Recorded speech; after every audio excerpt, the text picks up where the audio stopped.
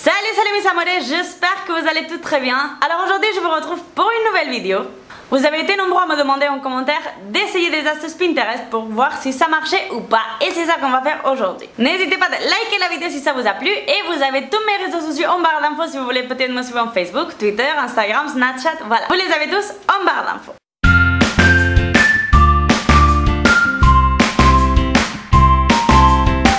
La première astuce qu'on va tester aujourd'hui, ils disent en fait que si vous n'avez pas de poudre translucide, vous pouvez utiliser du talc pour les enfants. Voilà, du coup ce que je vais faire, c'est je vais prendre du talc et on va utiliser du coup une beauty blender pour l'appliquer.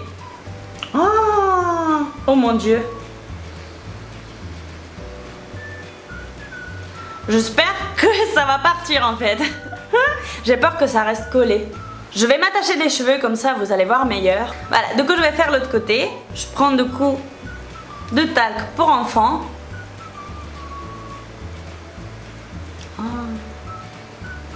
Du coup on va attendre quelques instants et on va passer du coup à le retirer avec un pinceau. Ça fait quelques instants que je le porte, du coup je vais passer à le retirer.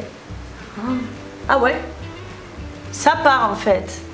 Et je trouve du coup que si vous n'avez pas de la poudre translucide, ça va vous aller très bien.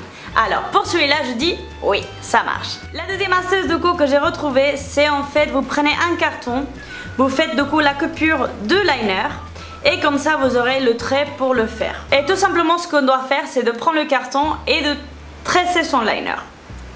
Voilà, du coup je vais prendre mon carton, je vais appliquer.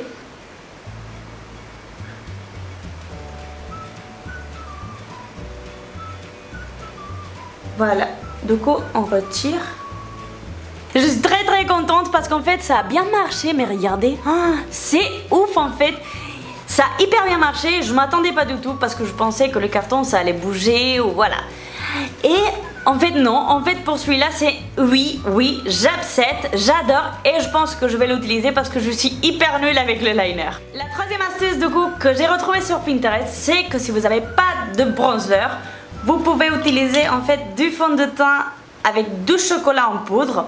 Voilà, du coup ce que je vais faire c'est je vais prendre un pot, je vais lui mettre du coup le fond de teint. Il n'y avait pas de quantité, du coup j'ai mis ce que je pensais. Du coup voilà, j'ai mis le fond de teint, j'ai mis le chocolat en poudre, ça a fait un mélange.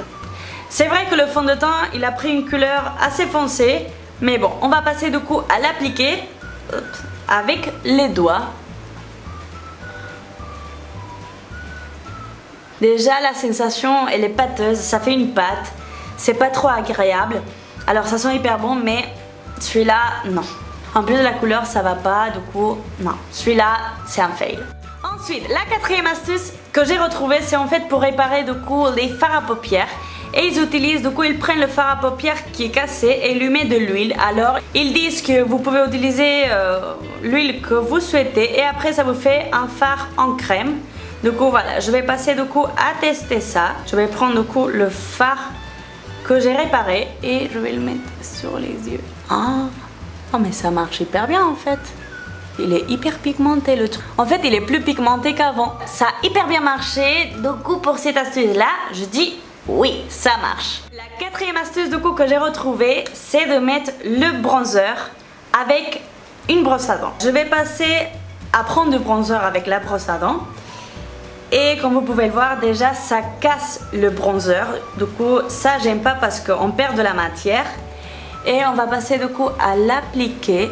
En plus sur la brosse à dents on n'a presque pas de produit. Et voilà, ça vous fait un trait.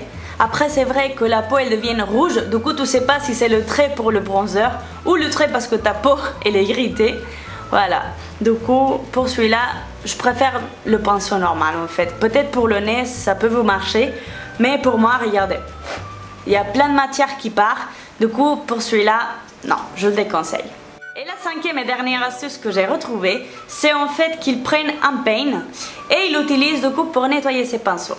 Alors, je vais tester tout ça. Et comme vous pouvez voir dans les images, c'est un truc qui marche. Du coup, pour celui-là, je dis oui, ça marche. Et bien les filles, la vidéo est maintenant terminée. J'espère que ça vous aura plu. N'hésitez pas à liker la vidéo et vous abonner à ma chaîne. C'est complètement gratuit, ça va me faire hyper plaisir. Et on se retrouve jeudi pour une nouvelle vidéo. Bye!